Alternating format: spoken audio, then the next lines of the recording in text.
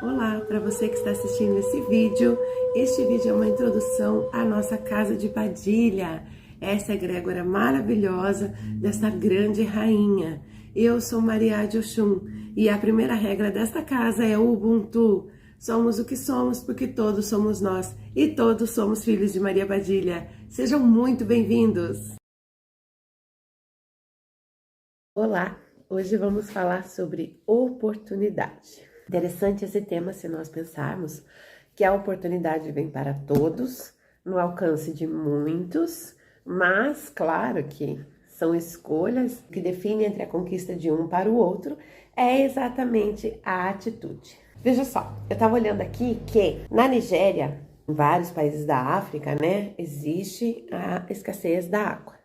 A escassez da água hoje, na verdade, é uma realidade para dezenas de países. Veja só, lá na África, em 1950, era disponibilizado 6.800 metros cúbicos por pessoa de água, tá? Hoje é disponibilizado 6.800 metros cúbicos somente. Quando você entende que a escassez de água é tão grande a ponto de ela ser um problema de necessidade. E isso eu tô falando de água potável, tá? Porque hoje, em muitos lugares lá da África, e não só de lá, existe aquela água que para nós, aqui na cidade onde eu moro, é quase que considerado um esgoto. Ou seja, é só um córregozinho, lá não tem nem saneamento básico direito, então se mistura a água potável com a que não é. Veja só. A Nigéria tem 206 milhões de habitantes. É muita gente. O aumento da população com relação às condições do país acabam gerando o que se chama de estresse, de um estresse de abastecimento. Ou seja, hoje eles conseguem disponibilizar, na verdade, 1.003 litros cúbicos somente por pessoa. Ou seja, é o nada do nada. É praticamente 10% do que seria viável. Claro que existe também toda uma questão política, junto com a água, com os alimentos, dentro das leis que são impostas nesses lugares, né? As milícias, politicamente falando, hoje tomam conta desses países. Então veja como é difícil o acesso a qualquer coisa, não só como água, medicamentos, alimentos, tudo é difícil. E a água é como se fosse o ouro de negociação. É algo assim hoje que tem muito mais valor do que grandes riquezas em países. Existem países em conflitos até de guerras por causa disso. Veja, a situação aqui no Ceará não é muito diferente. A questão também é política. Quando se fez um reabastecimento hídrico de forma em doação, então houve-se um problema. Tanto que ninguém ouve falar desse projeto que tem lá, que até é de uma igreja evangélica. Pelo menos alguém fez alguma coisa, né? Interessante nesse sentido.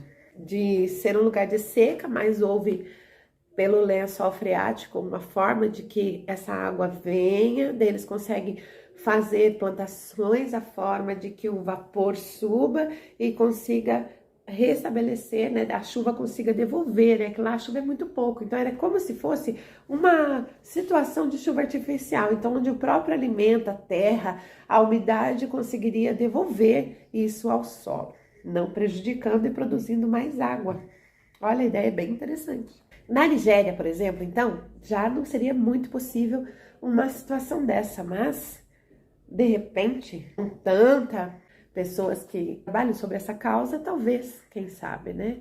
A ONU, ela há muito tempo trabalha nas questões da África, né? Principalmente como os Médicos Sem Fronteira, com várias ajudas humanitárias de vários lugares, mas não se resolve por uma questão com mais dificuldade, pouco que já se conquista, né? Política. Então veja, em qualquer site, em qualquer meio de comunicação que você procure, você vai encontrar pessoas andando quilômetros com um balde para conseguir um copo d'água. Para dividir com uma família de 10, 15, 20. E aquilo tem que durar, né? A gente nem tá falando de cozinhar, porque vão cozinhar o quê? Então veja qual que é a disputa por um pouco de água. Mas as pessoas querem ir lá. E sabe por que a água acaba? Achei interessantíssima essa frase. Porque a fonte é finita. Chega um momento que, como não há essa devolução que eu expliquei para vocês, esse projeto aqui no Brasil, fosse um exemplo, então essa fonte acaba. Entende? É como se ela não recebe de um outro rio, porque o tratamento também ajudaria nisso. Mas eles não têm nem saneamento básico. Que saneamento básico eles têm lá? E de uma fonte finita que falei para vocês. Por que eu estou falando disso? Veja só. Nós dispomos de uma fonte infinita energética. Nós dispomos de um rio de água viva. Nós dispomos de momentos especiais, únicos, de reenergização como a água, que nos hidratam a alma. Nós nos dispomos, então, de uma energia que não é a elétrica, porque ela é bem mais interessante, pois nos renova os caminhos todos os dias, aonde nós temos segurança de onde estamos e o que fomos fazer lá, e para a nossa vida e para o nosso pós no dia, a dia da nossa vida, porque, enfim, a luta é diária. E nós fazemos o quê? Não fazemos nada. O povo da Nigéria, pelo menos, levanta para ir buscar água. E olha, gente, são quilômetros percorridos. Eu estou falando isso porque muitas vezes nós não procuramos fazer a coisa acontecer.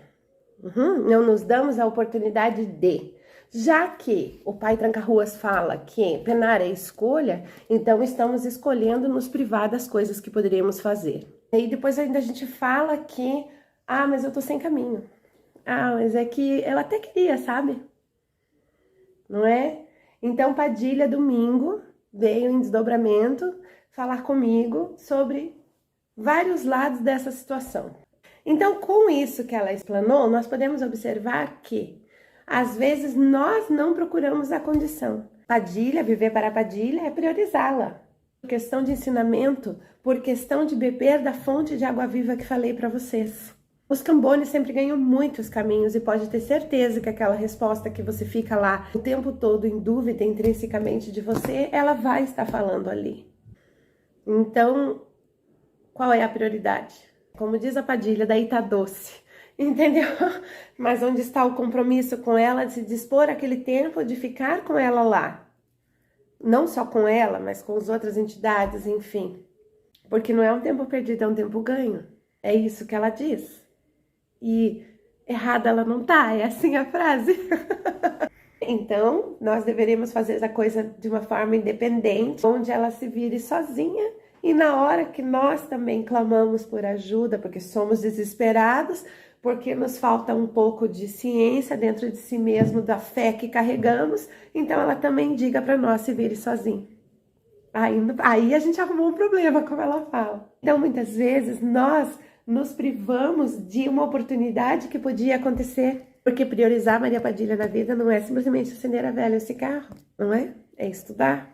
É o que ela dispõe para nós de conteúdo, por exemplo, que é maravilhoso e ela é transparente, pois não nos esconde nada. Se vocês forem outras egrégoras, vão ver que a gente gira e, meu Deus, mal sabe para que serve a água que a gente toma quando a entidade sobe, né? Omim, o nome. Então, assim são com as coisas da vida. Assim são com os caminhos diários da vida.